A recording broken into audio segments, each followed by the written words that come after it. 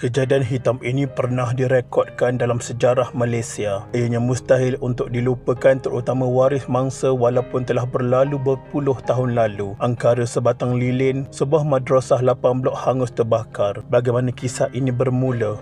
Ikuti kisah ini.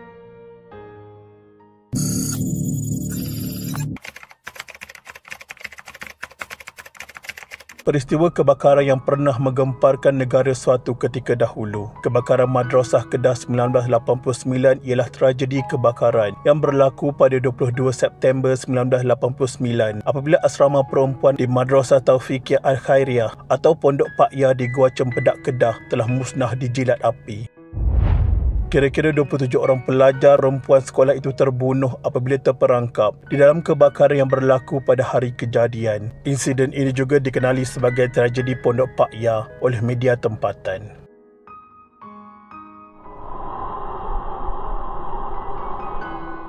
Mengimbau kembali peristiwa hitam itu, difahamkan kejadian itu berlaku pada awal pagi hari Jumaat ketika penghuni asrama puteri sekolah yang majoritinya berusia antara 13 hingga 18 tahun terbabit sedang nyenyak tidur. Menurut saksi-saksi yang terselamat, punca kebakaran yang berlaku di asrama puteri adalah disebabkan oleh sebatang lilin. Pada malam tersebut, selesai sahaja solat Isyak di surau, ada pelajar yang duduk di dalam surau kerana malam itu mereka ada qiyamulai. Namun terdapat kebanyakannya pulang ke asrama puteri untuk berehat dan melelapkan mata. Tiada apa yang mencurigakan pada malam tersebut. Semuanya berjalan seperti sedia kala. Tetapi menurut beberapa orang saksi, mereka mengatakan beberapa mangsa yang terkorban dalam kejadian tersebut menunjukkan tanda-tanda yang aneh dan pelik. Pada malam tersebut, terdapat sekumpulan para pelajar perempuan berkumpul di bawah untuk mengulang kaji pelajaran kerana peperiksaan sudah semakin hampir. Mengikut waktu yang telah ditetapkan, semua pelajar harus tidur kerana nanti mereka perlu bangun untuk qiyamulai di surau. Ada beberapa orang pelajar yang masih gigih mengulang kaji pelajaran pada waktu tersebut walaupun sudah melebihi waktu yang ditetapkan. Malah pengetua sekolah tersebut juga ada membuat rondaan dan beliau telah mengarahkan supaya semua lampu dipadamkan. Setelah pengetua sekolah tersebut lalu pergi, pelajar-pelajar terbabit menyalakan lilin dan menyambung mengulang kaji pelajaran. Malang tidak berbau.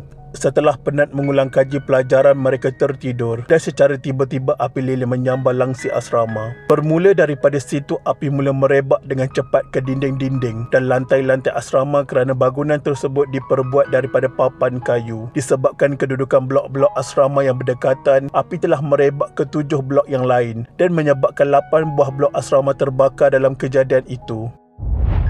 Pelajar-pelajar yang waktu itu sedang nyenyak tidur terus terbangun apabila setengah daripada mereka terhidu bau benda terbakar. Menyedari asrama mereka sedang terbakar dengan marak. Beberapa pelajar tersebut kemudiannya membangunkan rakan-rakan mereka yang lain. Dalam keadaan tergesa-gesa itu, pelajar mula lari keluar untuk menyelamatkan diri tanpa sempat menyelamatkan barang-barang berharga. Dalam kekalutan pelajar melarikan diri, berlaku satu letupan kuat daripada dalam sebuah bilik asrama dan dipercayai daripada letupan sebuah tong gas. Menyedari api semakin merebak di setiap ruang asrama, ada di antaranya tidak sempat melarikan diri kerana tersekat oleh api yang semakin marak. Lebih malang, terdapat beberapa pelajar sebenarnya sudah pun terselamat dan berjaya keluar daripada asrama yang sedang terbakar. Tetapi mereka masuk semula ke dalam bagi menyelamatkan rakan-rakan mereka yang terperangkap dan ada pelajar yang ingin menyelamatkan Al-Quran. Akan tetapi mereka tidak berjaya keluar kerana semua pintu telah dihalang oleh api dan menyebabkan mereka terperangkap dalam asrama tersebut. Pelajar-pelajar yang terselamat bagaimanapun hanya mampu meraung meratap nasib rakan-rakan yang lain yang tidak berjaya keluar.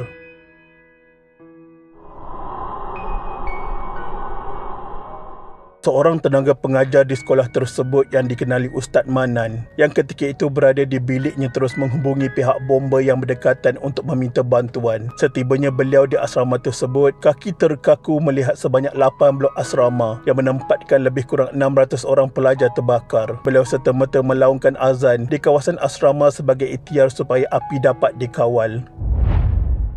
Pihak bomba mengalami kesulitan untuk memasuki kawasan asrama yang agak sempit. Setibanya pihak bomba di lokasi kejadian, hampir 80% bangunan-bangunan asrama sudah pun hangus dan kesemua pelajar yang terperangkap dipercayai telah terkorban. Ekoran tiada lagi jeritan meminta tolong. Apabila waktu siang menjelma, anggota-anggota bomba dibantu oleh penduduk-penduduk kampung mula melakukan operasi mencari dan mengesan mayat mangsa. Hasilnya, pihak bomba berjaya menemukan beberapa mayat yang sudah rentung, termasuklah mayat dua adik-beradik. Kedua-dua mereka ditemukan dalam keadaan yang sungguh menyayat hati dan saling berpelukan antara satu sama lain sambil memegang senaskah Al-Quran.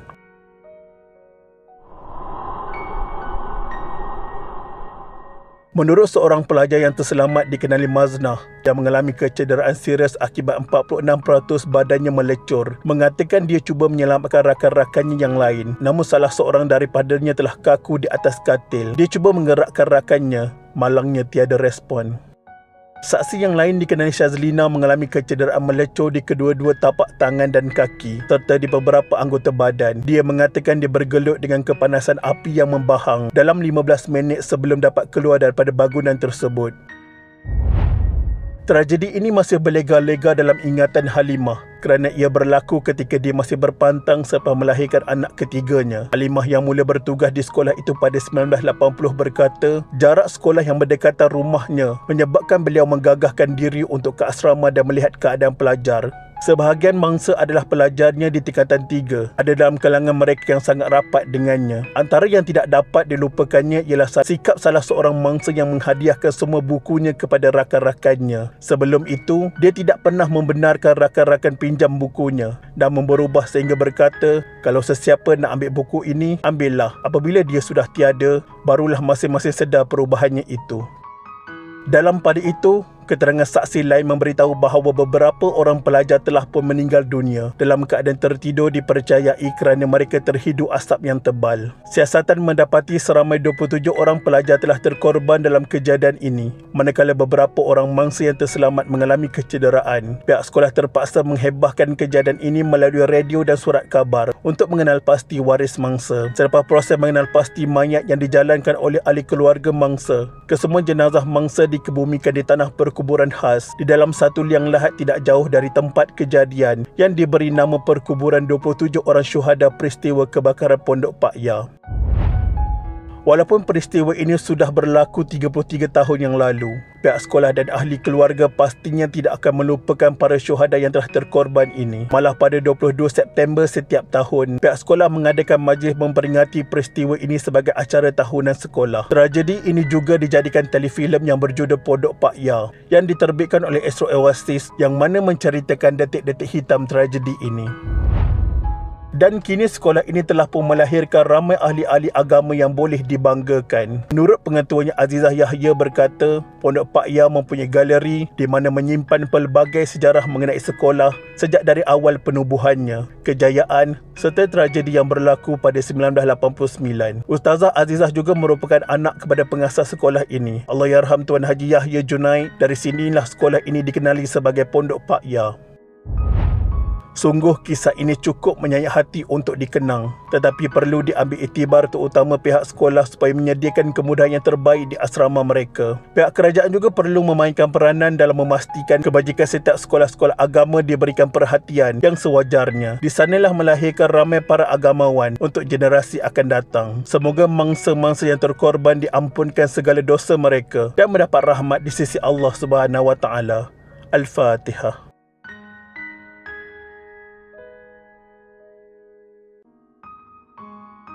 Sekian, terima kasih.